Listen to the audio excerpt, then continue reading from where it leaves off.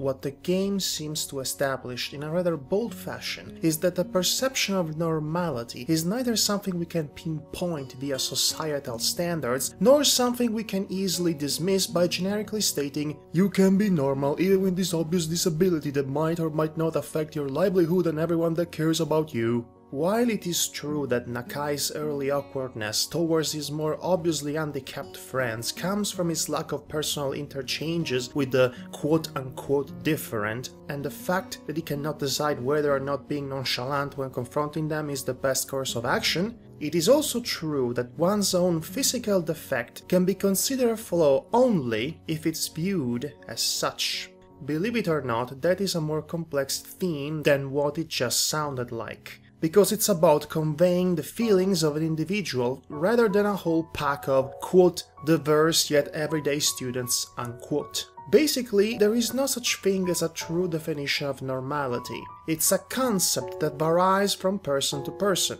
In other words, life might be seen very differently from the perspective of a girl who was born blind, deaf, or without arms than someone who felt his or her own disability as a traumatic, life-changing event that came out of nowhere. As such, Katawa Shoujo manages on one hand to single-handedly disrupt our idealized perception of the so-called stoic disabled, bringing up the humanity behind each and every one of the focused archetypes. And on the other end, it somehow goes beyond that point, once the aforementioned awkwardness of the male lead slowly subsides, and delivers fantastically written stories in their own right, thus subtly empowering the underlying theme of everydayness perceived differently from subject to subject.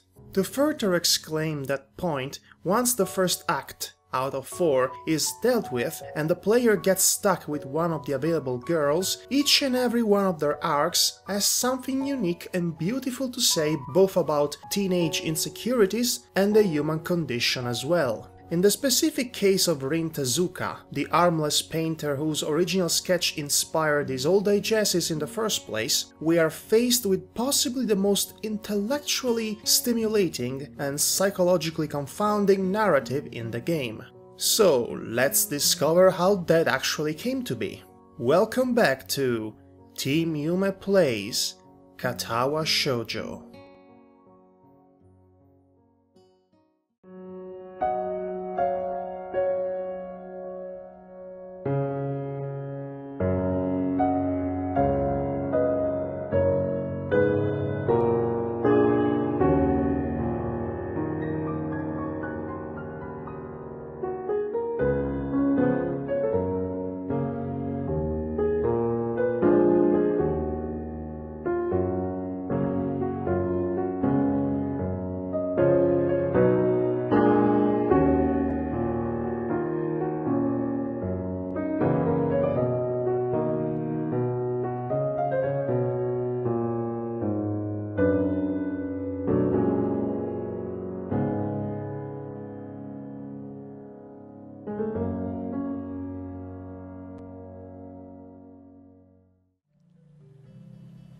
Welcome back everyone to Katawa Shoujo, the game that plays itself.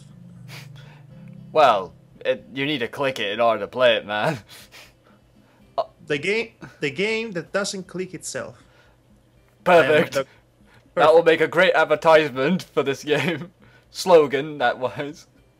Alright, Devara Kavarun is here, Madhog as well. Shannon couldn't join us yet again, but maybe sometime soon, hopefully. Yes, we hope she can make it. So we're going to continue the Rin Tezuka story as we left off last time, and we're going to be super serious and super professional about it. Well, okay. Should I start reading this? You may proceed, my good man. It's already 8:30. Okay, no, not that voice. But this morning's classes has not yet begun. We were supposed to have physics, but the teacher is nowhere to be seen.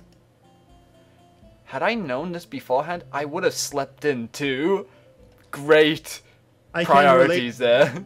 I can relate to him. Sadly, I can't because I'm a total dork.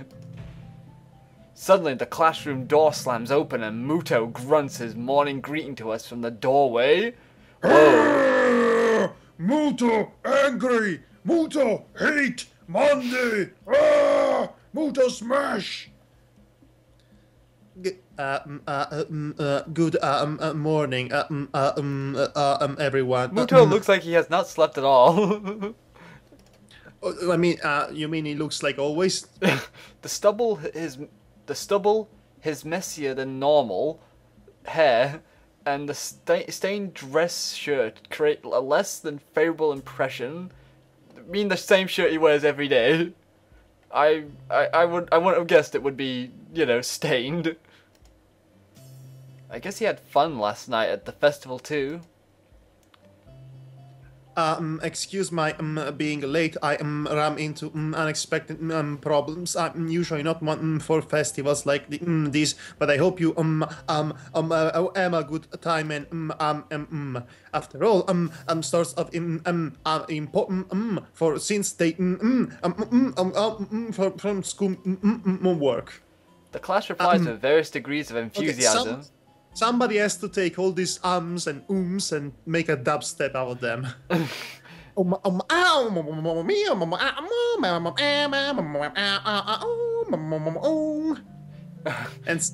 drop it. And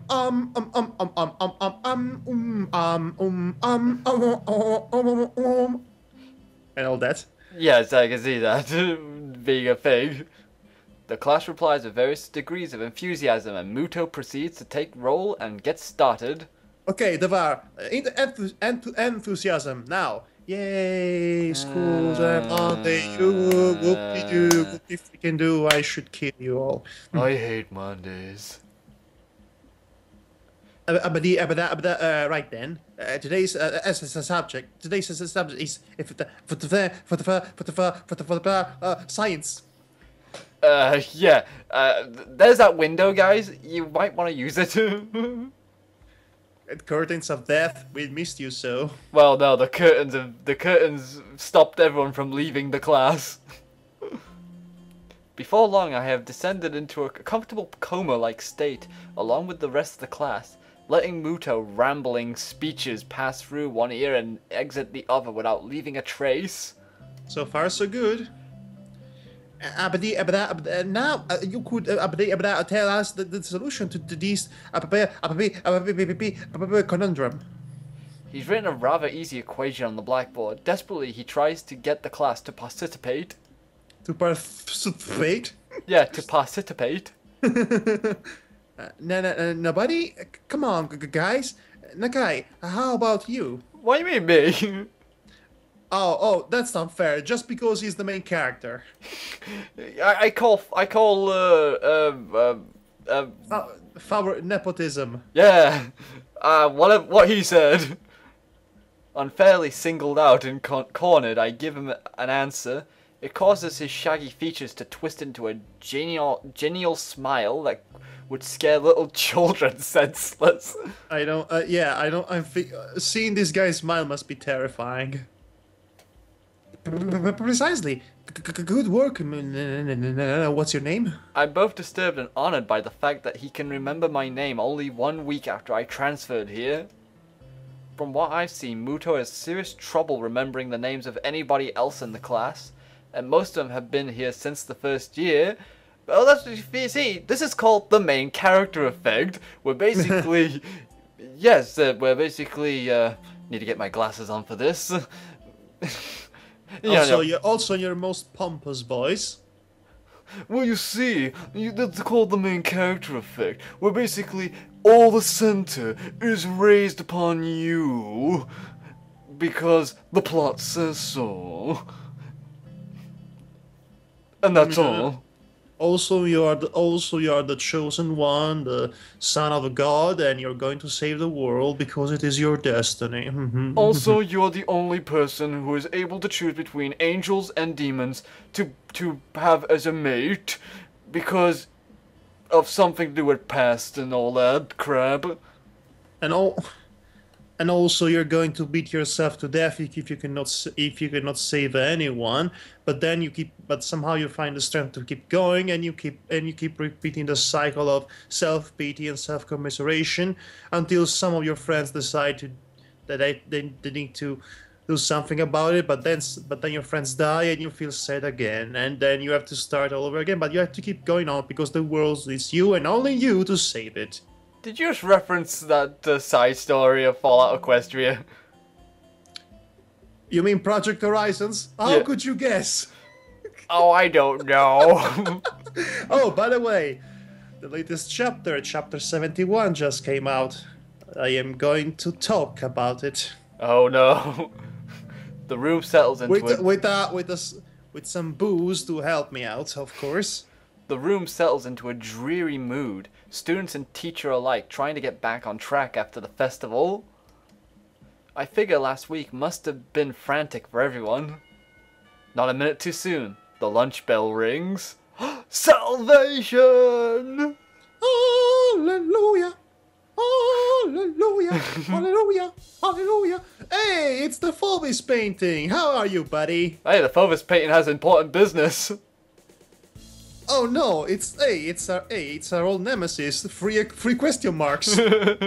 I turn my head just in time to see other people scatter out of the way as someone charges from the far end of the corridor towards the stairwell. Oh my, who could possibly be? It's too late to realize that I'm standing in the middle of the corridor, directly in the way of the oncoming bullet bill projectile. Gee, who could it possibly be? I just wonder now. I tried to Who runs in the hallways? I try to skip back towards the doorway. Unfortunately, the person running towards me dodges in the same direction. Come on! Oh, I've been there a lot. In the following fraction of the second, several things come to mind in sequence, yes, almost simultaneously. First, I recognize that the girl who is in collision, of course with me is Emmy. No! Second, I realize that it feels somehow very natural to be tackled by Emmy once again. Let's put. No, yeah, that's the point. That's typical for all the soldiers who survived the brush with death during wartime. They become familiar with it. They feel at home with the feeling of their impending demise, because it's a feeling they can recognize better than the drab normality of the everyday routine. So that's the analogy here. That's what Emmy is for you. It's death, and she is death, and he is the soldier. That's the analogy, because someone bumping into his chest could very well kill him because of his condition. I could feel almost comfortable, if not for the reflexive panic and terror. Third, Emmy seems to be carrying a foot-tall stack of papers while running in the hallway. Comedic hijinks! She crashed into me, but at least the impact was grazing one of my arm this time. Ah, you got lucky. Zoom! she just materialized like a worm outside of a hole. Yeah, she just went up like. Just.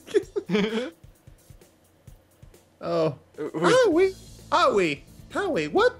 Why does this always happen to me? Damn it, Austin! It's your fault somehow.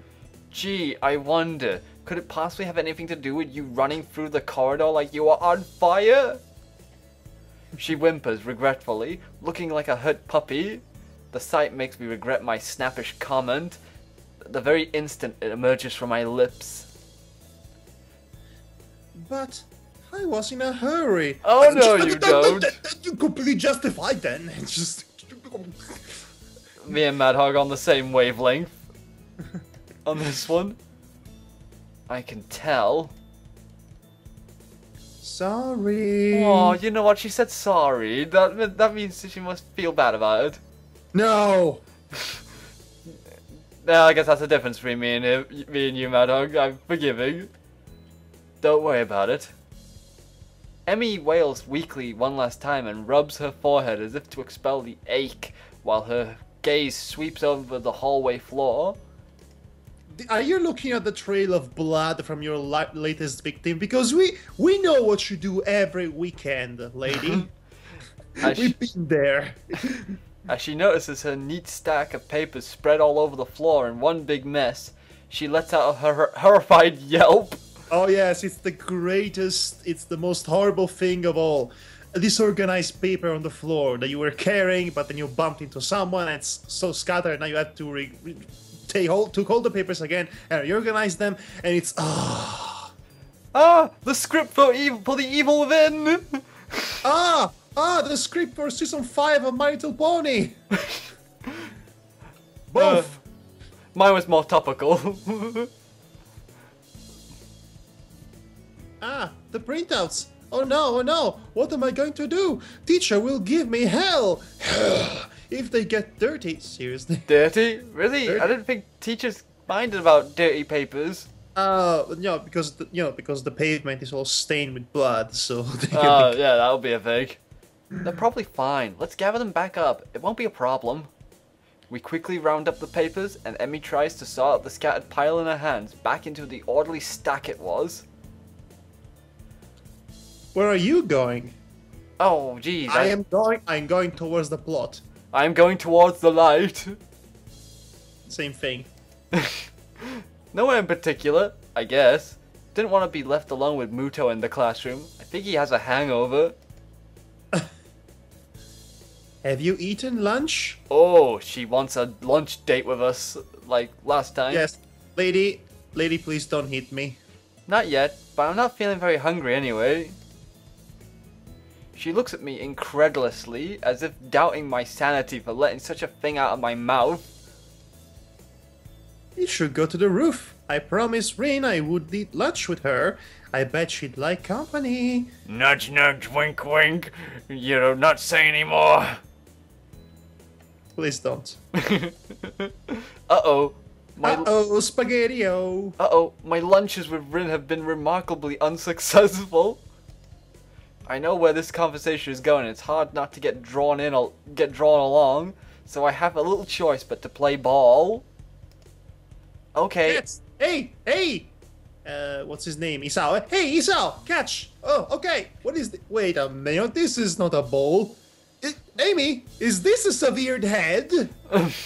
Is this the head of the navigator from The Secret of Monkey Island? It's still... No!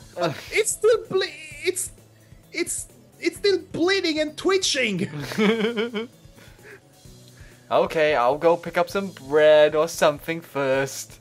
I have to say, if I exercise myself, my improv skills are improving. Emmy smiles brightly before I say anything further.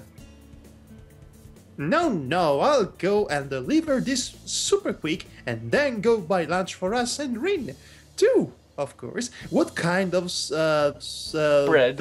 What kind of bread do you like? Let's see, normal bread, lemon bread, bread, severed head bread. What's your favorite bread, Emmy? It's fine, you really don't need to. Don't worry, it's alright. Consider it an apology. I'll be back before you know it. I'll kill you last. It actually makes sense with the fact she time travels. Oh yeah, that too. Let's not forget about that too. That's what I'm worried about. Don't get into another accident. Quote unquote. Emmy starts walking down the hall, but since she's still talking to me, she isn't watching where she's going. Okay, gonna go bike. I won't. Famous last words. She's already jogging down the stairs as she shouts that not so reassuring promise back to me.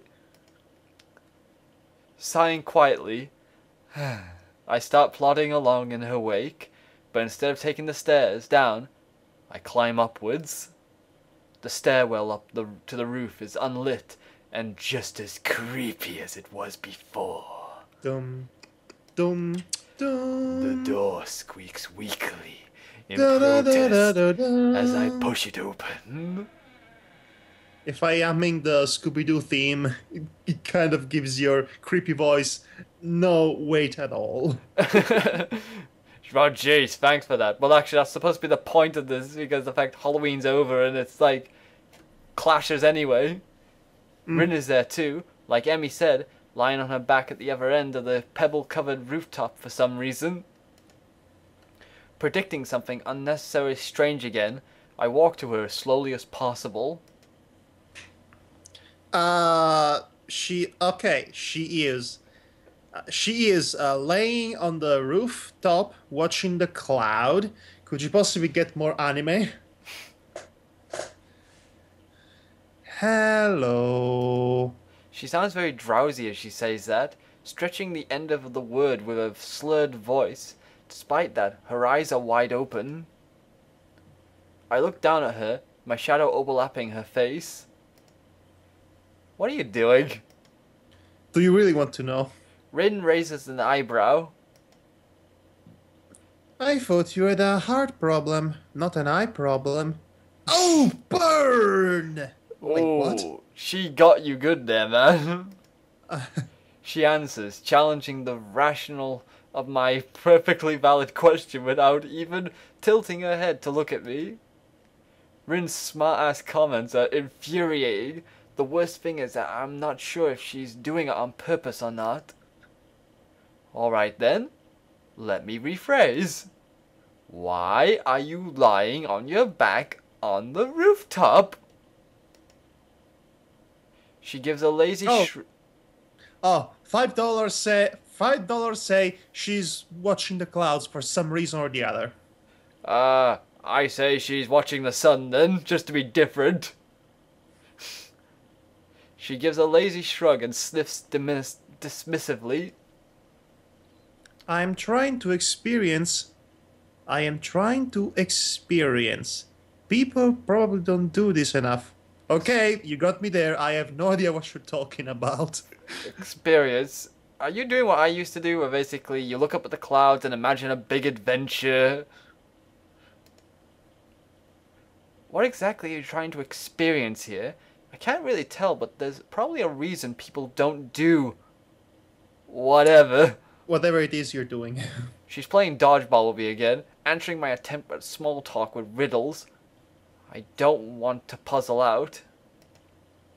There is no riddle in the world that's yet defeated me. But I don't want to ignore her either. Yeah, but the reason is that everyone is too busy with their lives to pay attention to the really important things. Stop with the riddles, Riddler! We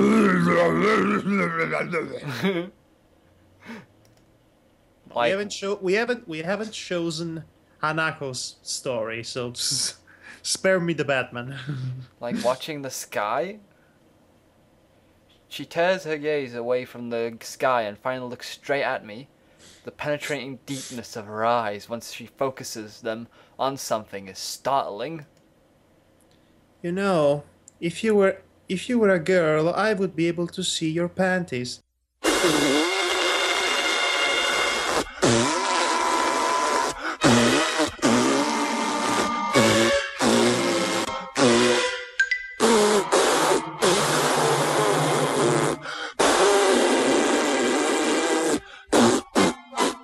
Wait!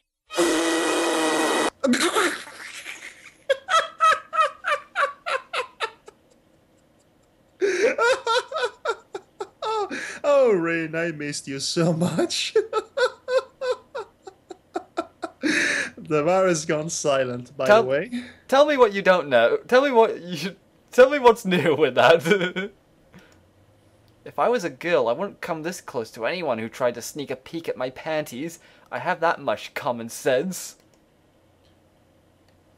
I wouldn't either, but sometimes it can't be avoided. Like now, for example. You mean Hisao's wearing panties? No, but I think she has a good view of his crotch. To tell you the truth, I don't even really want to peek at your panties, though. Aww, but I have the cutest polka dot panties that you will ever see. Oh no. Well, apparently I choose a good day to wear my Pokemon underwear. Underpants are the soul of a girl. What? That is, I'd say that is the most sexist thing ever uttered, but since Rin is saying it, I don't know what. Let me repeat that because it bears repeating. Underpants are the soul of a girl. You shouldn't peek at someone else's soul, even if you are not a girl. I think this is just her basically saying, be decent and not look, because that's kind of a private area. As a guy, I guess I can understand that. Really is a... To us, there's some sort of half mythical object that we can't quite comprehend. I am loving this dialogue.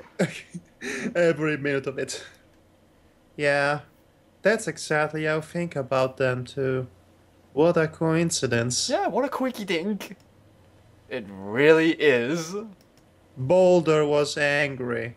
Well, you're laying on pebbles. How do you feel about that? So, did you have... I am in rock heaven. So, did you have world history in the morning class? In the morning class? Oh, yeah, I get that. I skipped class. To do this? Well, I'm not actually doing what it looks like I'm doing, or at least I think that what I'm doing doesn't look like what I look like, but from your perspective. Okay, I think it's time to get the glasses on again and really dig deep into this line. So tell me, Hisao, how much chuck would a woodchuck chuck if a woodchuck would chuck wood? Okay, probably. Yeah, I skipped class to do this. I guess whatever your reason is, it's as good as any. School is for losers. Yeah, everybody knows that. Giving it... Sorry, I was just I was just trying not to let out something then. Giving in to the tired feeling in my legs, I sit down on the roof next to Rin. The pebbles are not the most comfortable bed in the world, but if she can stand it, then I should be able to as well. The pine cone is the master level. What? I'm having a joke because the fact he said pebbles were, like, uncomfortable, so if he sat on a pine cone, that's like the master level of comfortable feelings. I get it. No, that would be the bicycle seat without the seat. You monster! What are you waiting for? No, wait, that's wrong one. What are you waiting for? Try it. What? I bend my neck backwards to take a look at where she is looking. The silvery blue sky dotted by herds of cloud sheep fills my field of vision entirely. I like how the cloud moves in the background here. It's a nice touch. Nice touch. Hey, that one looks like a pony. That one looks like a horse. That one looks like a... I think I have an obsession. Wait, that one has a looks like a unicorn. Oh no, oh, look, that guy looks like a manly man with a giant ass Gatling machine gun. Yeah. That's killing everything else. Yeah, that's a manly cloud right there. Yes, I am a man. With manly thoughts of manliness. While it's pretty, the view is nothing special, even though the weather is fair. Oh, the clouds stop moving now. I give a shrug, trying my best to imitate the nonchalant manner which Rin seems to have evolved to perfection, and lie down on my back. The stones poke at my back through my thin shirt, whenever I shift my weight even a little, forcing me to keep as still as possible. I try to ignore the discomfort in myself, instead concentrating on the vastness over us.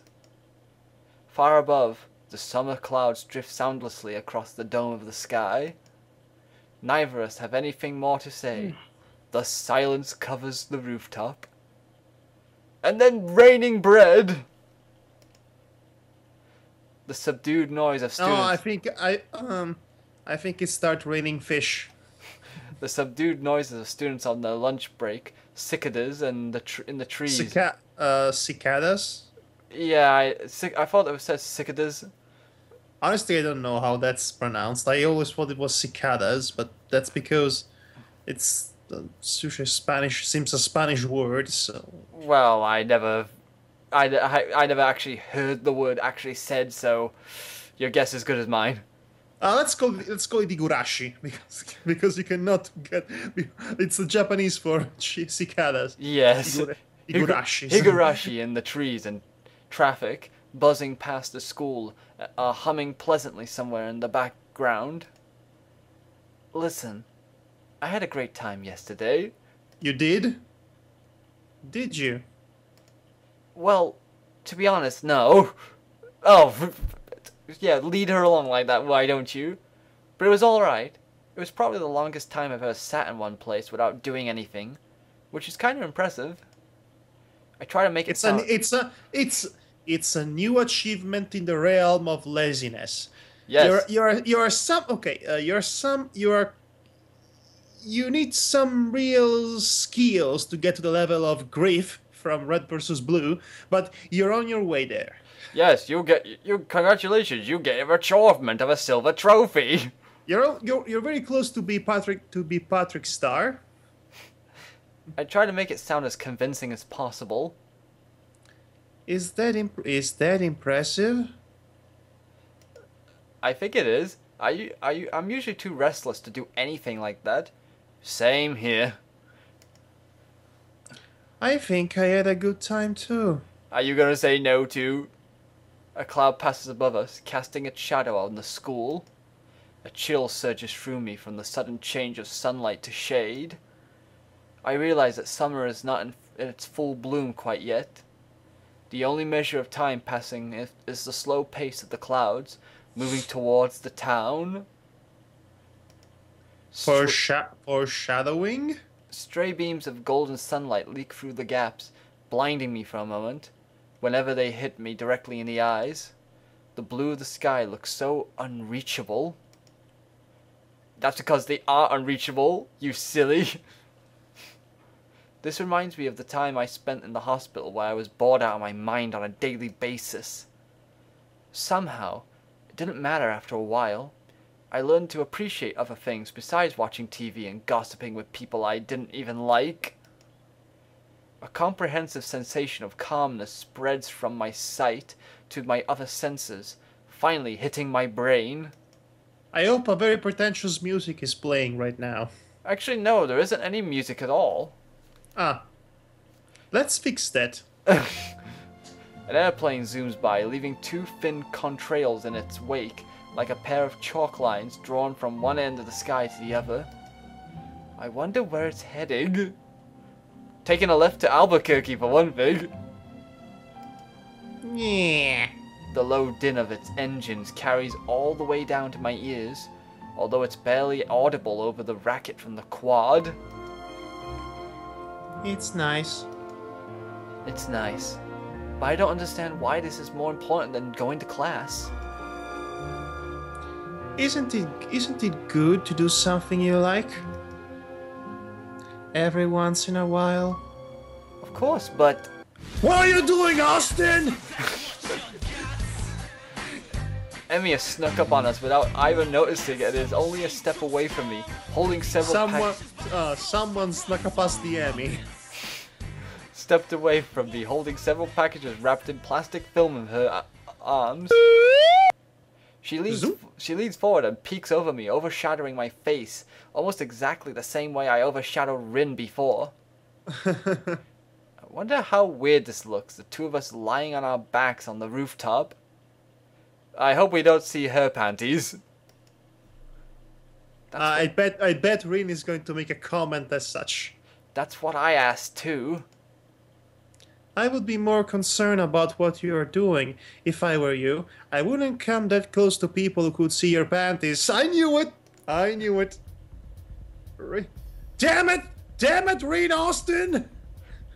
Emmy's voice is scandalized, but she quickly takes a step backwards, pressing her hands against the front of her skirt so abruptly that the parcels of bread she was carrying fall. Really? You'd think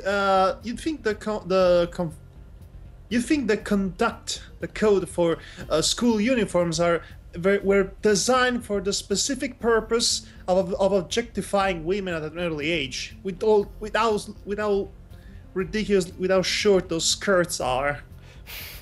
Yes, you would think so. I quickly avert my eyes and glance angrily at Rin. She pretends not to see me. What, so, Isao, you were actually looking? And you were... never mind. Isao isn't like that, right? Right? Right? Right? And then she does a weird little bounce, I guess.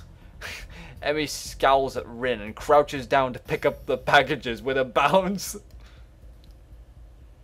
She wipes the dust off them and skips lively around me to Rin's other side where she sets herself down. Anyway, let us never speak of this again. Here is your bread. Sorry it took a while. That's alright, thanks for treating me. I pull myself up into a sitting position and gratefully accept the bread Emmy is offering. All three of us ravenously dig into the simple meal. The bread is surprisingly decent and readily fills my stomach. Are you sure by bread do you mean obento? Because maybe it's just sandwich. It's probably just a packaged sandwich like melon bread or something. Because they're very popular in Japan, those sort of things. If you say so. Oh, hey there. I follow from the corner of my eye and let me start over. I follow from the corner of my eye the skill with which Rin handles her bread between her feet. Yeah, I hope that there. I hope she's using a napkin. Yes, because I mean, you don't want pebbles in your sandwich. I haven't seen you on a truck in a few days. It's you. You haven't run away from me now, have you? Have you? I can travel through time. I can make it so you were never born. Oh, right. I figured it was too heavy a routine for me to start with. I'm just going to... So you've been doing something else? I've been considering my options. And she doesn't look impressed. Oh, I just realized that Rin... when Emmy talked, she was looking at Emmy, but then when Hisao was talking, her eyes changed position to look at Hisao.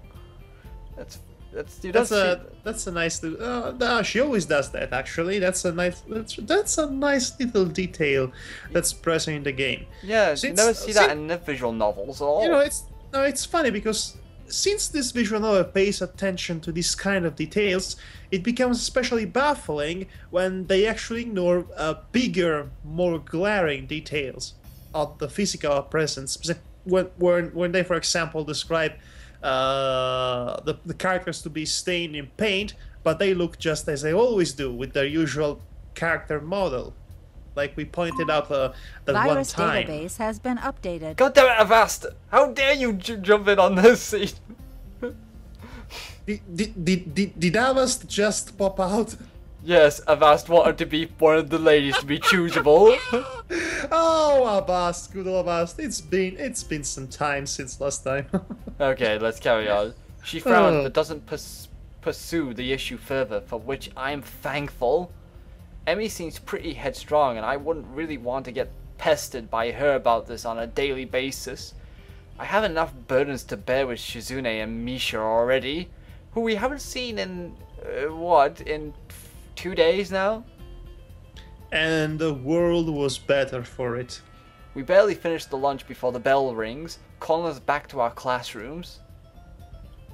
Ah! Ah! She's back! Speak of the devil!